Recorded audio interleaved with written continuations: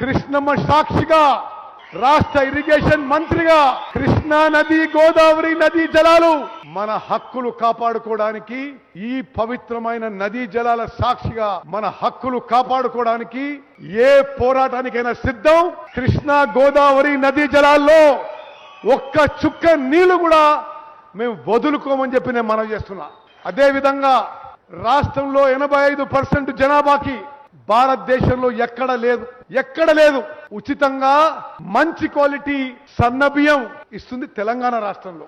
మీ ఉత్తమనగా మీ ఎమ్మెల్యేగా రాష్ట్ర civil supplies మంత్రిగా గౌరవ ముఖ్యమంత్రి రేవంత్ రెడ్డి గారు ఉప ముఖ్యమంత్రి భట్టి గారి నాయకత్వంలో తెలంగాణ రాష్ట్రంలో 6 కిలోల ఉచితంగా సన్న బియ్యం ఇస్తున్న విషయం ఏనాడు ఎవరు మర్చిపోలేదు.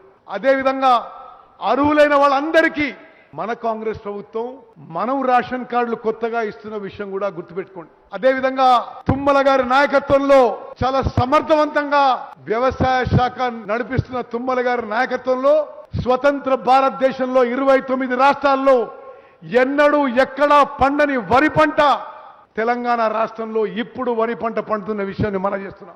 ఈ ఖరీఫ్ పంటలో 148 లక్షల మెట్రిక్ టన్ల వరి పంట పండిన ఘనత మరి మన కాంగ్రెస్ ప్రభుత్వాన్ని, మన ముఖ్యమంత్రిది, మన వ్యవసాయ మంత్రి అని చెప్పి మనం చేస్తున్నాం.